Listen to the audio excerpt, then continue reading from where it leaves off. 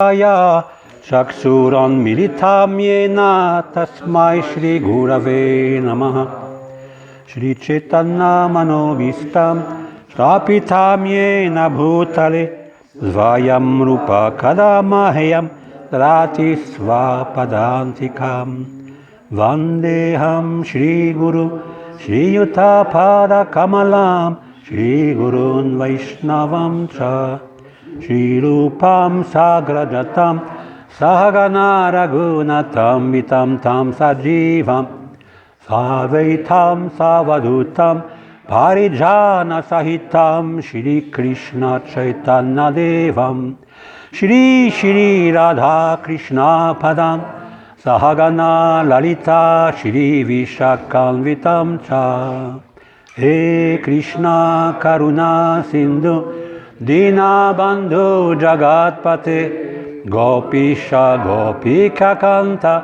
Radha Kanta Namostute Tapta Kanchana Gorangi Radhe Vrindavanishvari Vrishabhanu Sute Devi Pranamami Hari Priye Vanchakalpa Tarubhyascha Kripa Sindhubhya Evacha Patitanam Pavanebhyo Vaishnavebhyo Namo Namaha Shri Krishna Chaitanya Prabhu Nityananda Shri Advaita Gadadara Shivasati Gaur Bhakta Vrinda Hare Krishna Krishna Krishna Hare Hare Hare Rama Rama Rama Hare Hare Om Namo Bhagavate Vasudevaya Om Namo Bhagavate Vasudevaya Om Namo Bhagavate Vasudevaya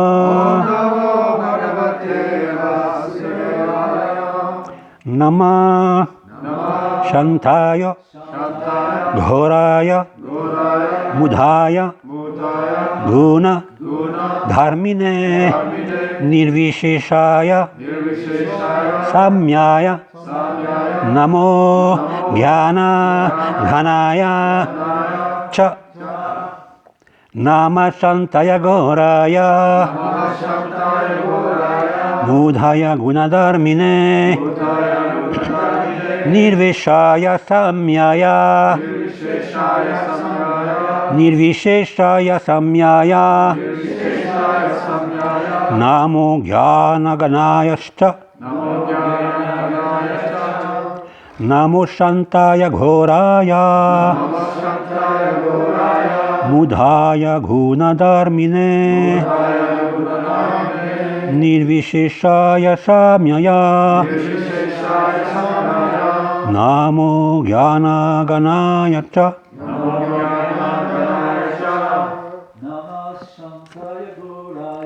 Namah Shantaya Gharaya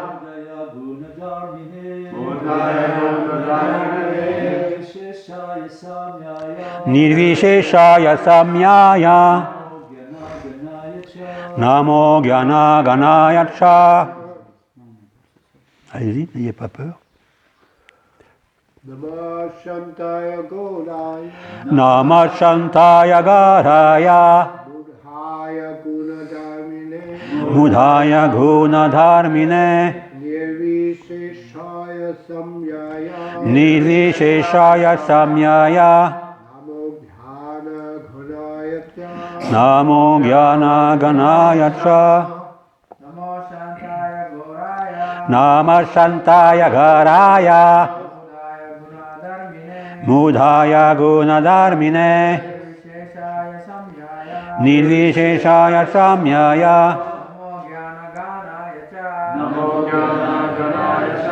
Matajis Namo Shantaya Gharaya Mudhaya Gunadharmine Nirvisheshaya Samyaya Namo Jnana Ganaya Cha. Namo Shantaya Ghoraya. Mudhaya Gunadharmine. Nirvisheshaya Samyaya. Namo Jnana Ganaya Cha. Nama. Hommage. Shantaya. À celui qui transcende toutes les caractéristiques matérielles et qui est totalement paisible, ou Avasudeva, l'âme suprême en chaque être vivant. Ghoraya, aux formes redoutables du Seigneur, telles que Jamadagnya et Nishringadev. Mudhaya, la forme du Seigneur en tant qu'animal, comme le sanglier. Gunadharmine, qui assume différents attributs dans cet univers matériel. Nirvishaya, Nirvisheshaya, sans attributs matériels, du fait qu'il est entièrement spirituel. Samyaya, Bouddha, la forme du nirvana, dans laquelle les attributs matériels cessent d'exister. Namaha, je présente mon respectueux hommage. Gyanaghanaya, qui est la connaissance ou le brahman impersonnel. Cha, aussi. Traduction. Je présente mon respectueux hommage à Vasudeva, qui est omniprésent, à Nishringadev, la forme redoutable du Seigneur, à sa forme animale, Varahadev, à Dattatreya, qui prêcha l'impersonnalisme, à Bouddha et à toutes les autres incarnations. Je présente mon respectueux hommage au Seigneur, qui est dénué d'attributs matériels, mais qui assume les trois gunas, la vertu, la passion et l'ignorance, dans cet univers matériel. Je présente également mes respectueux hommages au rayonnement du Brahman impersonnel. Vous répétez. Je présente mon respectueux hommage à Vasudev, qui est omniprésent, à Nishringadev, la forme redoutable du Seigneur, à sa forme animale, Varahadev, à Dattatreya, qui prêcha l'impersonnalisme, à Bouddha et à toutes les autres incarnations. Je présente mon respectueux hommage au Seigneur, qui est dénué d'attributs matériels, mais qui assume les trois gunas, la vertu, la passion et l'ignorance, en cet univers matériel. Je présente également mon respectueux hommage au rayonnement du Brahman impersonnel. Teneur est porté par sa divine grâce, S. Bhaktivedanta Swami Srila Prabhupada. Comme le verset précédent l'expliquait, Dieu, la personne suprême, n'a pas de forme matérielle. Malgré cela, il affecte d'innombrables formes afin de donner des marques de sa faveur à ses bhaktas et d'anéantir les asuras. Le Srimad Bhagavatam enseigne que les manifestations de Dieu en ce monde sont tellement nombreuses qu'on les compare aux vagues d'une rivière. Ces vagues se succèdent sans fin et il est impossible de les dénombrer. De la même manière, personne ne peut déterminer quand et comment apparaissent les différentes manifestations du Seigneur selon les nécessités du moment, du lieu et des postulants. Le Seigneur apparaît constamment. Krishna dit dans la Bhagavad Gita Yada yada hi dharmasya glanirбhavati bharata adbhyutanam adharmasya tadatmanam srijamyaham. Chaque fois qu'en un endroit de l'univers, la spiritualité voit un déclin et que s'élève l'irréligion Ô descendant de Bharat, je descends en personne dans l'univers matériel. Je descends en personne. Dans l'univers matériel, la possibilité de s'éloigner de la conscience de Krishna existe toujours. Et c'est pourquoi Krishna et ses bhaktas agissent sous différents aspects afin de réprimer cette impiété. Même les impersonnalistes qui mettent l'accent sur la connaissance parfaite caractérisant Dieu, la personne suprême, désirent se fondre dans le rayonnement du Seigneur. C'est pourquoi, comme l'indique dans ce verset, le mot Jnana Ghanaya, ces différents avatars se manifestent pour les athées qui refusent de croire à la forme et à l'existence du Seigneur. Vu les nombreuses formes sous lesquelles celui-ci vient pour nous enseigner, personne ne peut soutenir qu'il n'existe pas. Le mot Jnana Ghanaya est particulièrement utilisé ici pour désigner ceux dont la connaissance s'est affermie à force de rechercher le Seigneur par l'intermédiaire d'une compréhension philosophique théorique. Un savoir superficiel n'est d'aucune utilité pour comprendre Dieu, la personne suprême, mais lorsque la connaissance devient très intense et très profonde, on comprend alors qui est Vasudeva. Vasudeva Sarvamiti, c'est Mahatma Sudurlabha. C'est après de très nombreuses naissances qu'un Gyani atteint ce niveau.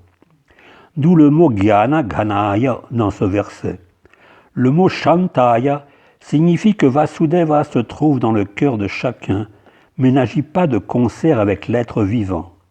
Les Gyani impersonnalistes réalisent Vasudev quand leur savoir atteint sa pleine maturité. Vasudeva Sarvamiti Samahatma Sudurlabha. On relit en général le verset. Nama Shantaya Ghoraya Mudaya Gunadarmine Nirvisheshaya Samyaya Namo Jnana Ghanaya Cha. Je présente mon respectueux hommage à Vasudev, qui est omniprésent, à Nrsingadev, la forme redoutable du Seigneur, à sa forme animale, Varahadev, à Dattatreya, qui prêcha l'impersonnalisme, à Bouddha et à toutes les autres incarnations. Je présente mon respectueux hommage au Seigneur, qui est dénué d'attributs matériels, mais qui assume les trois gunas, la vertu, la passion et l'ignorance, en cet univers matériel. Je présente également mon respectueux hommage au rayonnement du Brahman impersonnel.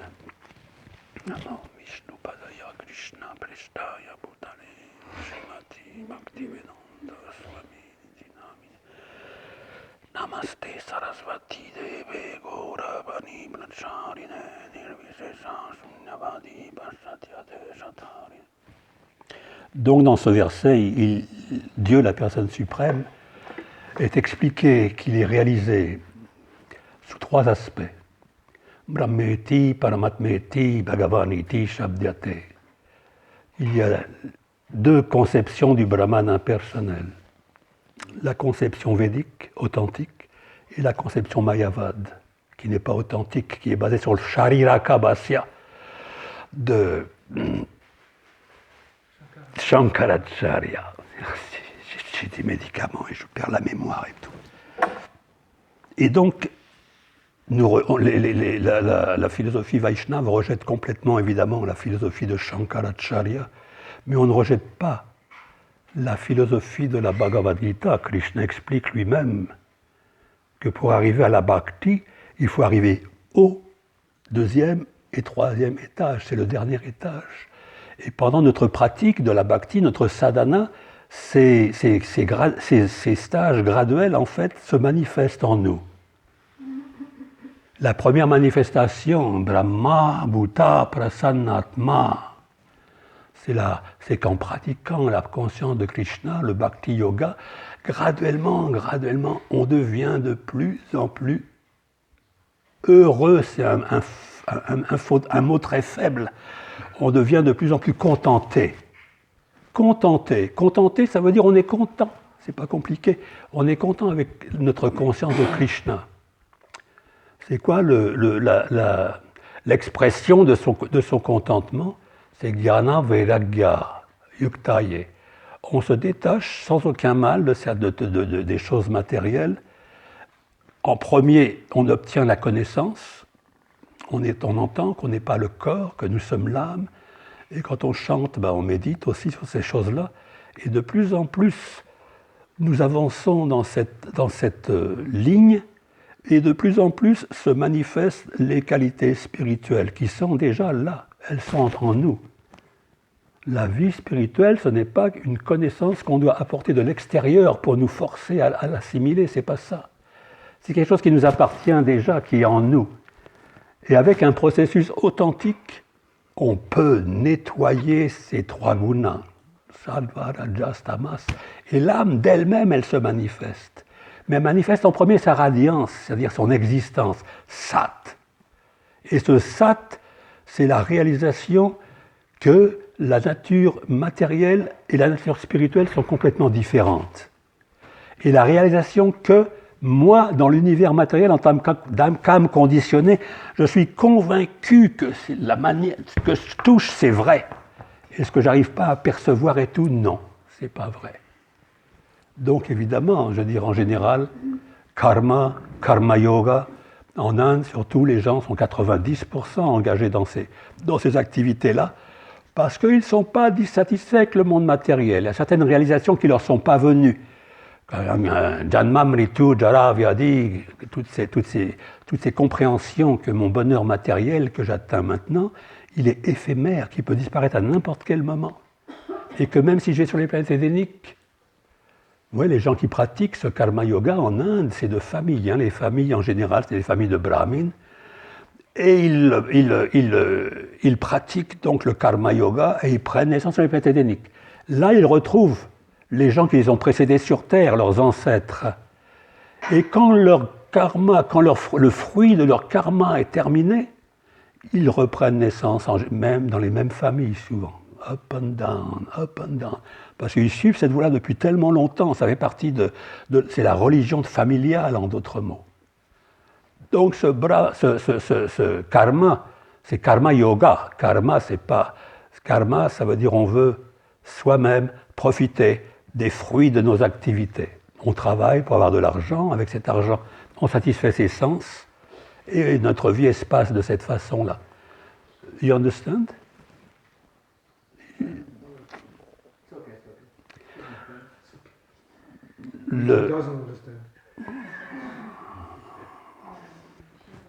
Sorry. Krishna brought you here, so Il essaie de comprendre. Oui, moi aussi. Ah oui, d'accord. C'est la meilleure école de langue. Hein. Sanskrit, anglais, français, tout est là. Et donc, quand on pratique ce karma yoga, l'intelligence quand même devient purifiée parce que on offre le fruit de ses activités à Dieu, à Vishnu, et de cette façon-là, on se purifie. Mais on ne se purifie pas de nos désirs matériels. On reçoit la satisfaction de nos désirs matériels sans faire de karma, outre mesure. Bahunam janmanamante ganavanmam prapadyate vasudeva sarvamiti samahatma sedurlabha. Après de nombreuses naissances à faire ce genre de pratique, on atteint le jnana, la connaissance. Qu'est-ce qui est matériel, qu'est-ce qui est spirituel. Et avec cette connaissance, Prabhupada, il nous explique dans ce point-là que la chance que vous avez, mais vous ne pouvez même pas imaginer ce que Chaitanya Mahaprabhu vous a apporté, et il cite ce verset. Bahunam Janmanam Ante Bahunam, ça veut dire des dizaines, des centaines de naissances, avant de comprendre, je ne suis pas ce corps, je suis une âme, je suis éternel. Et Chaitanya Mahaprabhu, il a apporté ça comme ça. Dès qu'on commence la conscience de Krishna, au bout de quelques jours, de quelques semaines, ça y est, on comprend ce facteur. Ça veut dire, on a sauté des tas de naissances par la grâce de Chaitanya Mahaprabhu. Et on arrive au point où, en ayant cette connaissance jnana, notre vie, elle devient transformée. Vijnana, ça veut dire on vit en fonction de cette connaissance. Tout comme les gens, ils vivent en fonction de la connaissance qu'ils ont reçue à l'école. Toute leur vie, ils vivent en fonction de la connaissance. Il faut un plan dans la vie, il faut quelque chose. ou de famille, ou de tradition de pays, etc. Et tout. Il y a des traditions. La tradition dans le monde matériel, c'est que tu travailles et puis tu seras heureux, tu seras riche. Donc on n'est plus trop intéressé par ces choses-là à cause de cette révélation, On veut bien travailler, même très très dur, mais pour vraiment mon vrai bien. Et donc quand on est fatigué de ce cheminement, on réalise, mais c'est comme mâcher le déjà mâché, et encore mâché, et on remâche, etc. Comme quelqu'un a des enfants, ils ont un chewing-gum, et il le mâche, après il passe à l'autre, passe à l'autre. Il n'y a plus de goût. On va à travers les motions, comme on dit, on va à travers les... On sourit comme tout le monde, on parle, ouais, comment ça va aujourd'hui et tout. Mais on se triche à l'intérieur, mais attends, mais qu'est-ce que je fais exactement là? Qu'est-ce qui se passe? C'est quoi ce remplissage, remplir le temps avec du vide encore, etc. Et à ce moment-là, il y a une fourche, on peut dire, à ce moment-là.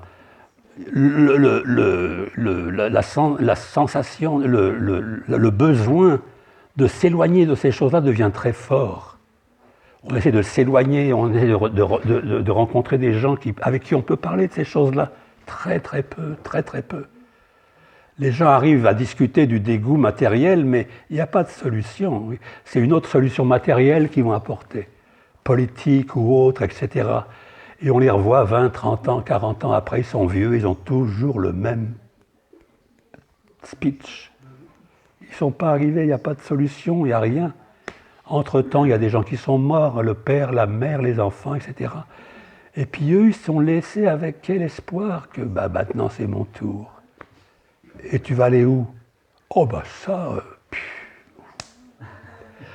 Vous voyez, il faut imaginer, il faut être compassionné. Quand on parle avec des gens, des fois on est un peu agité, mais il faut comprendre dans quel état ils sont.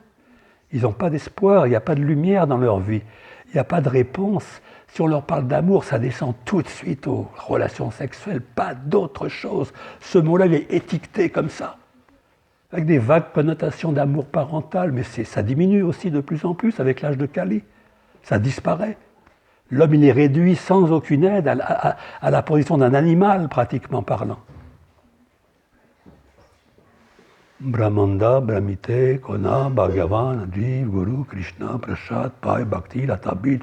Si on est fortuné, et par la grâce de Chaitanya Mahaprabhu, on est tous fortunés, même si on n'avait pas de fortune avant, on rencontre un maître spirituel.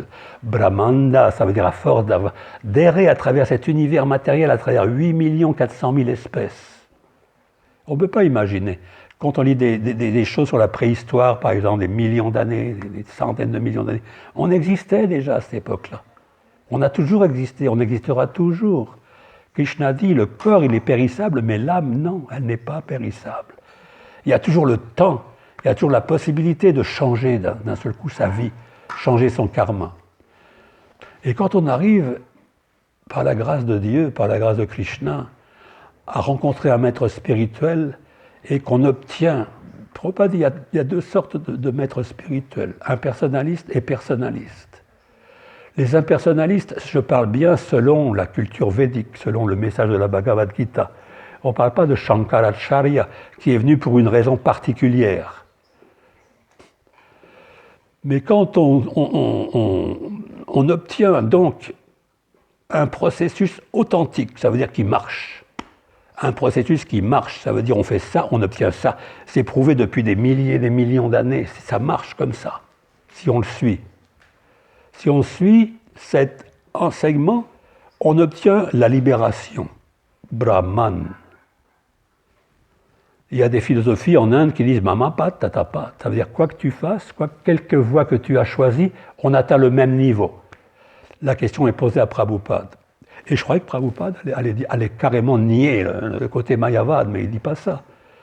Srila Prabhupada, il dit, donc le disciple, il dit, Prabhupada, en Inde, les gens, ils ont une philosophie, ils pensent que chacun peut avoir sa voie et atteindre le même but. Et Prabhupada y répond simplement, pourvu qu'il continue. Pourvu qu'il continue. Brahman realization, c'est le premier stade.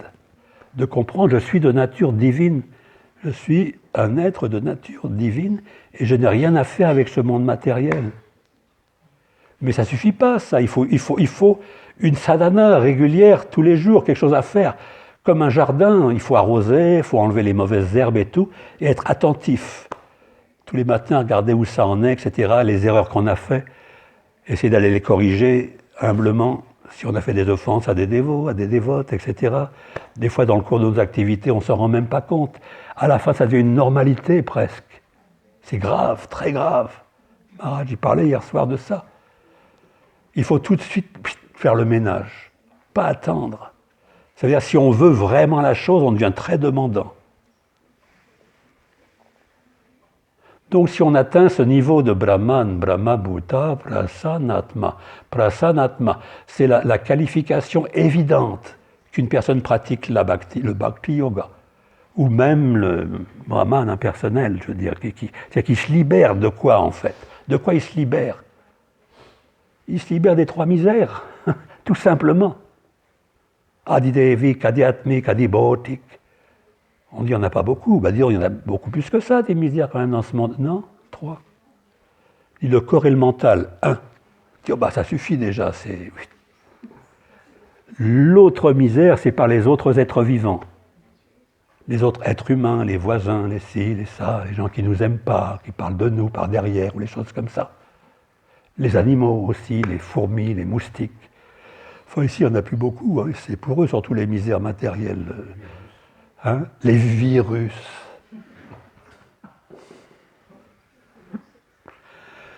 Et tout ça, c'est quoi, le virus? C'est quelle misère, d'après vous? Adibhotik, Adhyatmik ou Adidevik? Pardon?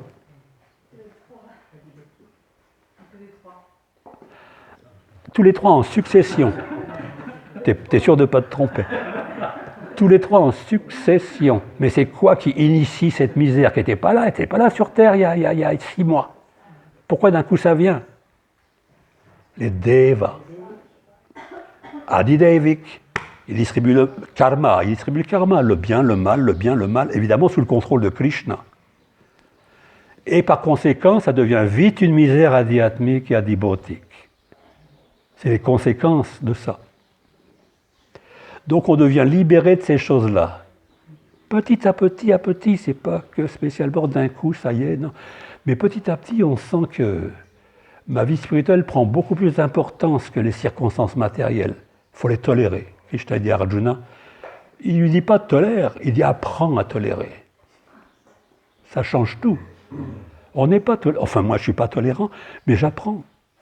On apprend petit à petit à tolérer ces choses-là parce qu'elles sont là tous les jours, puis après tout, c'est pas si grave. Et quand on a une sadhana, bah ça va, on a notre refuge. Les gens disent, oui, mais Prabhupada, l'âge de Kali est tellement difficile et tout, comment faire? On est exposé. On dit, non, vous n'êtes pas exposé exactement, c'est pas comme ça. En hiver, il fait très froid, mais si vous êtes habillé chaudement avec tout ce qu'il faut, et chez vous, il fait une bonne température, il fait chaud. L'hiver, c'est l'hiver, mais c'est tout. On regarde la neige à travers la fenêtre, c'est pas mal, et tout, etc. Mais on ne souffre pas vraiment de la situation, on a quand même une lourdeur de karma qui est partie de nous, Donc ça, c'est... En condensant cet état d'être, on atteint le stage de Brahman. C'est qu'on comprend, je suis une âme spirituelle. Je suis éternel. Je me rappelle de mon corps quand j'avais 5 ans, je me rappelle de mon corps quand j'avais 15 ans, je me rappelle de mon corps quand j'avais 20 ans, quand il avait 30 ans, quand il avait 40 ans, et 70 ans, et 80, 120 ans, 130 ans. Ouais, on se rappelle, mais moi j'ai pas changé, je suis témoin que je suis passé à travers tout ça. Donc toute cette connaissance, elle vient en nous tellement facilement. En écoutant Shravanam, avec les Vaishnavas, on écoute, on reparle de la chose, on débat, on est d'accord, on est moins d'accord, on prend les shastras, on devient d'accord. Et puis chacun on en bénéficie, on atteint ces stages-là. Et après on conçoit Brahmeti, Paramatmeti. On conçoit que mais si Krishna est dans mon cœur, il est aussi dans le cœur de chaque être. Et là ça devient grave, parce que chaque être, ça veut dire chaque brin d'herbe, chaque moustique, chaque être vivant. On ne peut pas imaginer Dieu. Il faut quand même remettre les choses en place. Hein, on pense qu'on est tellement familier. Non, non, non, il est là, en plus, il nous regarde et tout, etc. On obtient cette réalisation que Krishna, il vit dans le cœur de chaque être. Et que cette personne-là, c'est cette forme-là, cette attitude-là, etc., c'est temporaire, c'est une autre forme de virus. Il a attrapé celui-là, moi j'ai attrapé celui-ci, etc., dans cette vie-là. Mais il faut que j'arrive à m'adresser à l'âme, à cette personne qui est spirituelle. Il faut que j'arrive d'une manière ou d'une autre à toucher le cœur de cette personne. Parce que son âme est là dans le cœur, mais endormie. Notre mantra, c'est Jiv Jago, c'est ça, Harinam. Je veux dire, Sankirtan mantra, Jiv Jago. Enfin, tu portes à porte, les gens qui ouvrent la porte, on pourrait leur dire Jiv Jago. Les gens disent, vous parlez japonais. Ça ressemble un petit peu. On dit non, réveillez-vous. Mais je suis debout depuis 5 heures du matin, que vous me dites là, réveillez-vous. Oui, mais non, vous êtes endormi. Oui, il y a tout un dialogue à faire. Hein. Après, s'il nous laisse rentrer 5 minutes et puis on va discuter. En 10 minutes, ça devrait suffire. En 10 minutes déjà de dire vous vivez à côté de vos chaussures, comme on dit en France. Vous avez l'impression de vivre, mais vous ne profitez pas de la vie. Je dis, mais vous, pas de ci, pas de ça, c'est une vie, ça. Quelqu'un m'avait dit ça une fois au porte-à-porte, un jeune homme, un playboy, avec une belle voiture devant sa porte, et dit, mais moi je suis heureux dans le monde matériel. Puis je sais, mais qu'est-ce que je vais lui répondre à celui-là? Puis je réponds, mais dis-moi, moi aussi je suis heureux, mais j'ai pas besoin de ça, j'ai pas besoin de ça. Ça, c'est notre plus, pas vrai? On n'a pas besoin de ces choses-là pour être heureux. Et votre bonheur, il se discute, ça c'est sûr, votre bonheur, il se discute. Si on reste avec vous toute la journée, on va en entendre des problèmes quand même. Hein. Et surtout liés à la voiture et liés à l'appartement, qu'il faut payer, qu'il faut travailler, qu'il faut ci, qu'il faut ça. Mais vous travaillez pas? Oh, pas vraiment, non. Je veux dire, on fait ce qu'on peut pour satisfaire Dieu, mais en ce qui concerne le travail, comme problème, c'est pas difficile de gagner de l'argent. Il est partout, l'argent. Prabhupada, il dit, ça m'avait étonné aussi, il dit, il n'y a qu'à lever la main, ça attrape, ça y est. Et puis pour manger, pour dormir, pour s'accoupler, se défendre, ça veut dire quoi? L'estomac, il va grossir, plus vous devenez riche, plus il va grossir, plus vous pouvez manger. Non, l'estomac, il reste gros comme ça ne demande pas à travailler comme un fou pour remplir l'estomac. Ni pour avoir un petit endroit pour habiter. Évidemment, si on est brahmacharini, si on arrive à maintenir ce standard de vie, c'est parfait. Si on est grihasta avec des enfants, il y a une coopération quand même de tout le monde aussi vers ce même bonheur. Donc en avançant spirituellement, on retient seulement les choses essentielles dans la vie matérielle déjà. On ne s'attache pas, ça je n'arriverai pas à me concentrer s'il y a ça. Ça, excusez-moi, c'est un enfant, pur Vaishnav peut-être. Et pour chaque personne, évidemment, c'est individuel quand même. Hein. Ce qui est possible pour quelqu'un, c'est peut-être pas possible pour quelqu'un d'autre. Il faut être tolérant à ce niveau-là, il faut comprendre. Mais plus on avance spirituellement, et plus ces choses-là vont se manifester. Le savoir et le détachement. Ça veut dire qu'on va travailler matériellement de moins en moins, et spirituellement de plus en plus. Mais ça ne veut pas dire courir, là, le travail spirituel. C'est Shravanam, Kirtanam, Vishnu Smaranam, Archanam, Vandanam, Pada Sevanam. Toutes ces choses, c'est le vrai travail. Il n'y a pas un autre shloka qui décrit que la bhakti, c'est autre chose que ça. Prahlad Maharaj dit, il faut écouter sur Krishna, il faut écouter sans arrêt, il faut parler de lui sans arrêt, il faut essayer de se rappeler. C'est pas facile quand même hein, de penser à la forme de Krishna et qu'elle reste dans le mental. C'est pas du tout simple. Donc on pratique ces choses-là et au fur et à mesure on arrive à ce stage. Brahmeti, Paramatmeti, Bhagavaniti. On peut dire on a déjà Bhagavaniti, voilà, il est ici Bhagavan. Avec son énergie. Alors la chose qu'il y a, si on s'arrête au stage de Brahman, on ne va pas réaliser notre Satchitananda, on va réaliser Sat, simplement, que je suis éternel. Mais c'est inactif, il n'y a pas d'activité spirituelle. Il y a des parties de l'âme qui ne sont pas développées encore. C'est un peu comme quand on plante une graine, on ne sait pas ce qu'il y a dans la graine. Peut-être un cerisier avec des millions de cerises, peut-être un banyan, la graine est tellement petite comme une graine de moutarde, pratiquement parlant. Qu'est-ce qu'il peut dire que là-dedans, il y a un arbre gigantesque qui va pousser, avec la possibilité de faire une forêt après, avec dans cette petite graine-là. Donc on dit, mais qu'est-ce que c'est? C'est des énergies. Énergie. Oui, on a compris, c'est des énergies. Des énergies, mais ça veut dire, ça vous satisfait, c'est des énergies. Elles viennent d'où ces énergies? De la Terre. Oui, tout le monde peut voir ça, mais et puis quoi encore? C'est tout. C'est la Terre. Si on devrait adorer quelque chose, c'est la Terre. Non, pas du tout. Srila Prabhupada dit, vous voyez la mer, vous voyez les enfants, ça va? Vous suivez la chose? C'est-à-dire la terre, donc c'est la mer, on peut dire. Les enfants, c'est tout ce qui pousse, y compris notre corps. Et c'est quoi la question maintenant? Eh oui, le Père, mais on ne le voit pas le Père. On voit la terre, on voit les enfants, mais on ne voit pas le Père. Non, le Père, pour voir le Père, il y a un processus qu'on est en train de discuter maintenant. Mais déjà, on comprend, on le voit déjà dans sa création. Quelqu'un d'intelligent, il voit Dieu, il voit la main de Dieu, la volonté de Dieu, qu'il n'y a pas un brin d'herbe qui bouge sans sa volonté. Ça n'existe pas. Il n'y a rien de séparé de Krishna. Le bien, le mal, il n'y a rien qui est séparé de Krishna. Donc, pour en revenir à notre sadhana, cette sadhana très particulière parce qu'elle est au-dessus des sadhanas qui étaient donnés jusqu'avant Chaitanya Mahaprabhu dans les Védas. Cette sadhana, il y a 4 sadhanas en fait, karma, jnana, allez-y quand j'oublie un truc, jnana, yaga, jnana, et puis le karmique, etc., etc. Mais cette sadhana, elles ont 4 buts. La religion, le développement matériel, l'opulence, donc la gratification des sens et la libération. Ça, c'est traditionnel en Inde depuis des milliers, des millions d'années. Pas en Inde, à Bharatvarsha, dans l'univers, on peut dire. C'est quand on atteint le stade de la forme humaine, voilà, on pratique ces 4 choses-là et on vivra heureux dans le monde matériel et graduellement on va se détacher et obtenir la libération. Mais cette libération, elle est là, elle est personnelle ou impersonnelle. Et c'est quoi le grand cadeau de Chaitanya Mahaprabhu? Parce que cette libération, le top de cette libération, c'est Vaikuntha. Top de la libération.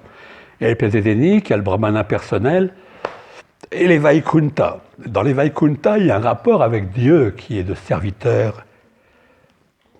On n'ose même pas être son ami parce qu'il y a une telle différence entre nous et lui, bien qu'on lui ressemble. On a 4 bras comme lui, on est décoré d'une guirlande, de guirlandes et des casques d'or, et on voyage à aéronef. C'est pareil, ce mot aéronef. Dans ces shastras-là, ça fait 5000 ans que c'est imprimé quand même. C'est pas un truc nouveau après l'invention de l'aéronautique. Ça existait déjà. Et on a lu dans le Srimad Bhagavatam la description du monde spirituel. Et les hommes, les femmes sont tous fabuleusement beaux et belles comme Krishna, comme Vishnu. Et ils voyagent dans ces aéronefs pour aller... C'est un autre niveau de compréhension, évidemment. Moi, c'est pas compréhensible, mais il dit le bonheur est complètement immanent. On vit dans le bonheur, on vit dans le ananda. Satchit Ananda. On vit dans le Satchit Ananda et on tellement intense que tous ces hommes et toutes ces femmes sont tellement merveilleux, tellement beaux, mais il n'y a pratiquement pas d'attrait sexuel dans ces relations-là. Le bonheur, il est complètement dans le corps tout entier et tout, et certainement ça va être expérimenté pour le décrire. Je ne suis pas capable de décrire ces choses-là, évidemment. Mais Chaitanya Mahaprabhu, il a amené un degré un peu plus tous les jours de Brahma, tous les jours de Brahma, il faut en profiter quand même. On prend ça comme acquis, nous, la conscience de Krishna. Mais ce n'est pas souvent que c'est manifesté sur terre. Prema Pumarto Mahan. Prema Pumarto Mahan. L'amour pur pour Krishna. Il dit quand on atteint le niveau de Vaikuntha, c'est déjà encore le double. On arrive à Goloka, Vrindavan. Et on s'attend à des choses encore fantastiques et technologies fabuleuses et tout. Non, on se retrouve dans un village, avec des pâtres et des gopis et puis des vaches. Mais c'est indescriptible, on ne peut pas décrire comment c'est. À Goloka Vrindavan, il dit chaque pas est une danse, chaque parole est un chant. Qui est-ce qui connaît le reste de comment dire, Allez-y, je vous en prie. Chaque jour est un festival. Chaque jour est un festival. Allez-y, moi, il faut que j'écoute. Ah, au secours. Les vaches donnent des océans de lait. C'est indescriptible, quoi. C'est Brahma, déjà, il a eu cette vision-là, il décrit cette vision qu'il a, là. Et Brahma, ça veut dire 26 Mahakalpa, depuis qu'il a apparu. Plus que ça, même, depuis qu'il a apparu dans l'univers. Il y a des milliards et des milliards et des milliards d'années. Et quand Chaitanya Mahaprabhu, il vient, Navadvip, tous ces endroits-là sont éternels, les endroits de pèlerinage, etc. et tout. Pour ça, quand il vient dans ces endroits-là, il prêche uniquement ça. Il lance un challenge à tous les spiritualistes, impersonnalistes, les yogis, les bouddhistes, etc. Dans le Chaitanya Charitamrita. Tous ces gens, il y a des noms en Inde, il y a des grands noms comme Shankaracharya, qui a pris sannyas à l'âge de 12 ans et qui a voyagé à travers l'Inde pour aller dans les maths où il y a vraiment des costauds, des gyanis extraordinaires. Il a challengé. Shankaracharya, c'est autre chose, évidemment, mais à la fin de sa vie, il aura dit à tous ses disciples Bhaja Govinda, Bhaja Govinda, Bhaja Govinda, Mudamate.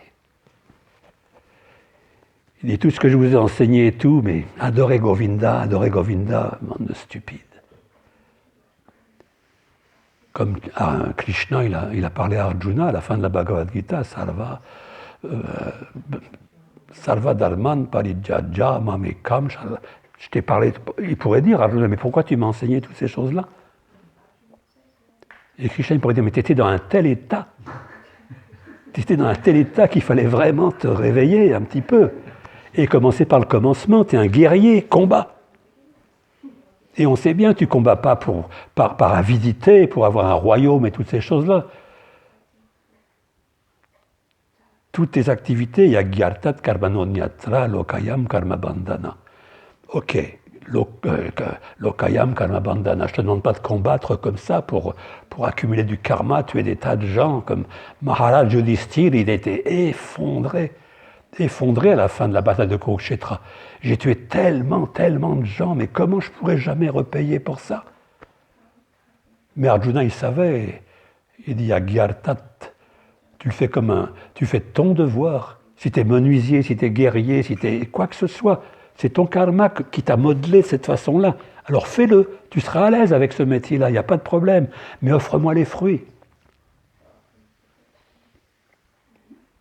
Et puis après, en fait, il dit, écoute, tout ce que je viens de te dire là, abandonne. Lève-toi et combat. Sans compter les joies, ni les peines, la perte, ni le gain, la victoire, ni la défaite. Vous voyez, ici, à la Nouvelle Mayapur, on a connu tellement de joie et de peine aussi, de défaite aussi peut-être, mais on est toujours là. Parce que c'est pas ça le plus important, quelque part. Le plus important, c'est qu'on soit encore conscient de Krishna et qu'on pratique. Il y a un disciple qui avait été voir Srila Prabhupada 2-3 ans après qu'il soit venu aux États-Unis et qui lui a dit « Mais Srila Prabhupada, il y a des gens qui joignent et puis ils s'en vont. Pourquoi ?» Prabhupada dit « Don't be surprised who goes, be surprised who stays. It's not so easy. » Abandonner toutes les choses. Donc ça doit être graduel. Il faut aller graduellement vers notre but, mais jamais s'arrêter. Jamais s'arrêter. Et donc Krishna il dit ça, Sarva Dharman, tous ces dharmas que je viens de t'expliquer, Jnana, Karma, etc. Sarva Dharman Parijajya. Quoi d'autre? Je reste sans rien, je deviens athée? Non. Mamekam, moi seulement, ek. Mamekam Sharanam Vraja. Aham Vam Sarvapapebhyo. T'inquiète pas du reste, je m'en occupe. C'est extraordinaire quand même. Ça, Moksha Ishamima Shucha, je te libère, moi-même je te libère. C'est ça notre philosophie Vaishnava. On ne cherche pas la libération ou à voir Krishna, on cherche à agir de telle façon que Krishna il ait envie de nous voir. C'est ça notre philosophie. Agir de telle façon en tant que mère, en tant que père, en tant que brahmachari, brahmacharini, tout ce qu'on veut, mais de faire notre service, notre devoir, de telle façon que Krishna y vienne. Ça implique qu'on ne bâcle pas les choses dans notre service. On fait attention aux détails et toutes ces choses-là. Pourquoi? Bhakti, c'est l'amour pour Krishna. Si on aime quelqu'un, on fait attention à ce qu'il aime, on évite ce qu'il n'aime pas. Ça devient, à ce niveau-là, ça devient tellement simple à comprendre. Prabhupada dit, mais Krishna il est comme vous, il est une personne. Il a ses mêmes désirs, ses mêmes choses et tout, mais il est suprême. Ishvara Parama Krishna. Ishvara, il est Ishvara. Et nous, on est serviteurs éternels. Et on est heureux, normalement, dans cette relation. Malheureusement, voilà, on a quitté cette relation pour essayer de devenir aussi un bénéficiaire suprême comme Krishna. Alors on essaye, et puis voilà, ça se termine toujours par la mort, sans aucun résultat. Mais quand même, parce que Maya est très forte, on oublie complètement. On accompagne un ami au cimetière et tout, et puis on se lamente, et on parle avec les autres, oui, on est bien peu de choses et tout, etc., etc. Et après, on sort du cimetière, on va au bistrot ou à un coup pour se remettre le moral en place. Et puis on retourne au boulot, voilà, comme si c'était rien passé, quoi. Encore un, puis c'est tout. Ouais, les Vaishnavas, on est plus grave que ça. On prend les choses au sérieux, quoi. On ne prend pas les choses comme ça à la légère. On prend à la légère s'il doit être pris à la légère, mais c'est dans le plan de Krishna, tout ce qu'on réagit en accord avec Krishna. Donc voilà, ce verset, il explique que Dieu ou Krishna, il est manifesté pas seulement en Inde, il est manifesté à travers l'univers entier. Autant d'incarnations qu'il y a de vagues dans l'océan, pratiquement parlant. Et dans le nectar de la dévotion, c'est d'expliquer que dans le monde entier, il y a des formes de Krishna. C'est peut-être pas Krishna qui joue de la flûte, mais c'est des formes de Krishna. Qu'on aille dans les anciennes civilisations, en Amérique du Sud, en Inde, partout et tout, il y a une certaine conception de Dieu qui est là. Et c'est Krishna aussi. Les gens, ils sont à ce niveau-là, il faut arriver, puis hop, le Seigneur Jésus-Christ vient, et puis il ne commence pas par des choses, par les Mapumartomahan, mais il commence, tu ne tueras pas, tu ne voleras pas, tu n'auras ton père et ta mère. Donc on a une idée rétrospective de la civilisation à cette époque-là. Si on vient vous dire, tu ne tueras pas, tu ne voleras pas, on dira, attends une minute, dire, bah oui, oui. Et donc, Krishna, il ne se manifeste pas seulement pour une élite de gens, des brahmanas en Inde, il accompagne chaque âme spirituelle dans son cœur. Et il voit, suivant ses désirs, déjà essayer de comprendre un peu, il lui fait prendre naissance dans une situation adéquate. Et à partir de là, voilà, la corde elle a été lancée, il n'y a plus qu'à l'attraper, à s'entourer avec complètement, et puis à dire, vas-y, tire. Sortir graduellement de la chose. Puis on est content, voilà, on rencontre des dévots qui sont dans la même situation. Ils marchent vers la libération. On devrait faire un hymne comme ça. Hein. Nous marchons vers la libération, un truc comme ça. Ouais, pour défiler au 14 juillet aussi avec les... Est-ce qu'il y a des questions ou des commentaires?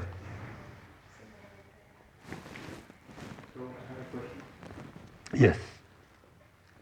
You're talking about impersonal philosophy and personal philosophy, about Shankaracharya. It's like, in Chaitamrita, you can see Lord Chaitanya is completely against the philosophy of Shariraka Bhashya. But as devotees, if someone comes to the temple of New Mayapur, an impersonalist, a Mayavadi, but you could have seen that most of them don't practice much. They have a little bit of this, a little bit of that. You see from the beginning. Yeah. How do you kind of like relate to them? How do we, as devotees, give them prasad? Or how do we... Rupa Goswami, oh oui, bien sûr. Même aux chiens dans la rue, on donne prasad, il n'y a pas de problème pour ça. Mais Shilupa Goswami nous dit qu'il faut éviter complètement l'association générale des Mayavadis, des Karmis, etc.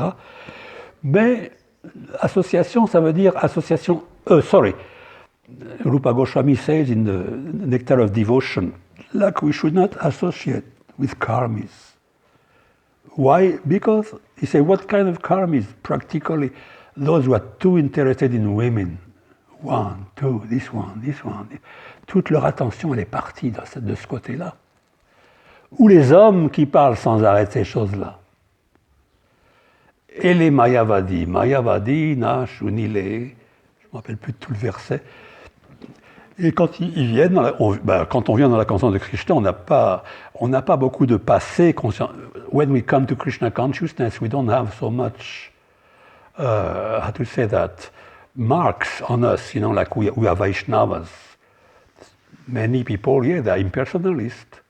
But if you stay in Krishna consciousness, after 1 or 2 weeks, it's finished. Or they don't stay. Sometimes they don't stay.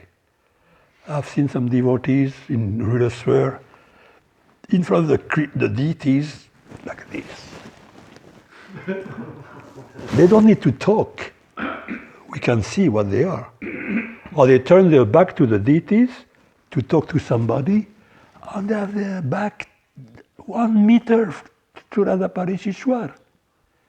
Means those people, they just think Krishna is a statue. So if you take care of a temple, it's a duty to recognize those people, to guide them, to tolerate chanting, but they should hear what is our philosophy, what is Vaishnavism. And they can understand by themselves, like this realization of Bhagavan is higher than Brahman realization. Now what is Brahman? Brahman is the light that emanates from Krishna's body. Bhaktivinoda Thakur explained that Brahman is the proclamation of Krishna's glories. C'est incredible. Comme des trompettes. Un roi qui arrive. Et le Brahman, l'énergie de Brahman, ça proclame les gloires de Dieu. Et si de l'autre côté matériel on approche ce Brahman, déjà on est libéré. Mais on ne voit pas. Il est caché par sa radiance. Dans in the Sri Upanishad, there is this verse, right? Please take off this effulgence from me so I can see your face. Supreme Personality of Godhead. Does that answer your question? You are so tolerant, I have seen. You are. Some people, they are tolerant, and at the same time, they have such a sense of, they never confront. Like, you're Badi, Mayavadi, and this and that. It's so difficult to be leading a temple. It's so difficult. Because you have to deal with people already, they have a certain pack of austerities in their life, and etc., etc. So they have strong ideas. And my idea, again, these ideas, it doesn't work. We have to take from the root. And after 1 or 2 months, if they don't accept, okay, the door is open, but you will not give class, you will not speak to guests, because you don't represent us. So clear. On Sunday feast in Rulesware, some devotees were told, you don't talk. Because, if you hear them, you say they're talking completely the opposite. Against the rules and this and that, so, you are here for preaching. If you're in an army, you're going for battle, and suddenly you have some people near you, they go, and, very dangerous, kill him first. No. When we have situations like this, we had one boy who was very good service attitude, very hardworking. He comes from the background of Brahma Kumari, Brahma Kumari, they're impersonalists as well. We asked him, I think he discussed with few devotees about his philosophy, and devotees are quick finding out. So we asked him, you're welcome to stay with us. You're doing nice service for Krishna's temple, but can you not speak this philosophy to any guest or anyone here? Totally fine. He still reads his Upanishad or something in his room, but he never dared. It's all right. We have to tolerate it, Eventually he will change, no doubt. If he does service for Krishna, wash the pots or whatever, he will change. His heart will be cleaned. Very dedicated, very hardworking. Yes, I'm sure. Krishna bring people to Krishna consciousness. I mean, they have a past already. They have been cultivating in the past. We have to be very nice with them. And he was very respectful. The minute we asked him not to speak, that's the first time. Otherwise, we have to ask further questions. Say, why did you come to this temple? What is your idea exactly? Why do you come here? He said that his idea was he learned something about Brahma Kumaris. He wanted to explore more about Krishna consciousness. Good. So it's our responsibility to show the right thing. He was coming for Mangalarti and classes. So yes. So he was getting the dose. Yes, Krishna knows, you're doing this for me. Getting up early, going to see me, in the temple. Thank you, Prabhu. Thank you, all of you. Prabhuji, you have question maybe? What is all these things about impersonalism? I will start the class again. I think I was one. And now with this I'm changing my mind, but I want to know more about it. Sure. Every book in Prabhupada's book, every page is talking about it. This impersonal difference between Mayavad. Something, but you know exactly what it is, or something like that. So you are learning? That's what I still think. I don't know. Like we have been explaining that there are two kinds of people who reach that impersonal realization. One is purely Vedic in the Bhagavad Gita. By purifying the heart, you realize your existence as a soul, eternal, Sat. But you don't realize Chit Ananda. This means you're in a position, like somebody with a prisoner in a jail. You understand? He's in a jail, prisoner, and he's liberated after some time. And if he goes outside the jail, and he's satisfied with being outside the jail, and he sits on the footpath, I'm free, no more walls, no more this, no more that. How long he will stay like this? When he hears a ling, ling, ling, ling, ling, ling, lunchtime, he will get up and ring, hey, I want to come back. Aroya krichena parampadam tata patantiyada grishmad grangraya. They reach this level and they come back eventually because there is no activity. The soul is active. It's not the body who is active when we move and etc. It's the soul. So when the soul is active materially, that's different, but when it's liberated, it's active spiritually. Then the real life starts. This means I'm free. I know already I'm going to go see this one, that one, we're going to do this, that. He has so many plans because the whole world is open now. Understand? So when we realize the Brahman, it's not final. It's okay. Nothing against that, Krishna himself says. But we have to continue. Say, now I am realized, I am free. I am free to serve, to express my real love for Krishna. It is there, all these things are there. By cleaning, this Brahman realization is there. Paramatma realization is there. And if we are Vaishnava, then we realize we develop immense respect for Krishna suddenly. What a person, I was looking for God. And I understand God is everywhere, but he's localized. He's everywhere through his energies. And there's no difference between his energies and himself. So this thing, by practicing Krishna consciousness, slowly, slowly it becomes understandable, realizable. Understand? It's nothing abrupt, be patient, be tolerant, continue your thing, listen to the devotees, and you will have all this coming. I could not explain in 5 minutes like that, but schematically it is how it happens. The soul has 3 aspects. The existence aspect, it exists. There was never a time. Nahi. J'entends rien. Janadipa.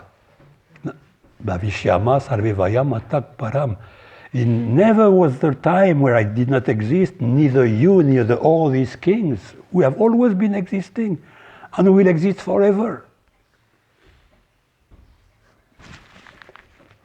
So it's such a huge Krishna consciousness. When I got my first book was a TLC, like Teaching of Lord Chaitanya. And I open, I read two lines, and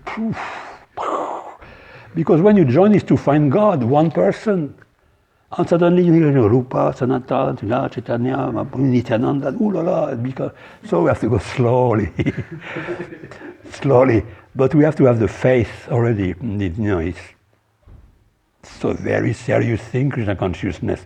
All these acharyas, Srila Prabhupada, Edhara, Maharaj, Bhaktisiddhanta, Bhaktivinoda, etc., like this. Up, on the antiquity, Narada Muni, all these are very serious people. Although they're always happy, always joking, laughing, etc. But serious about Krishna consciousness. The rest, it's okay, we have, each one of us, we have our own personality, we express it. Krishna says it's not, there is some verse, it says it is the person who meditates about the supreme absolute truth, but inside himself is always thinking about sense gratification. He's a charlatan. We have to live that philosophy. We have to put it into practice, in other words, according to our own capacity. But if you live here, for example, your capacity will grow. You already have the knowledge, So when you have knowledge, of course, it's not easy to say, okay, I will give it up and text. No, don't give up. Just continue.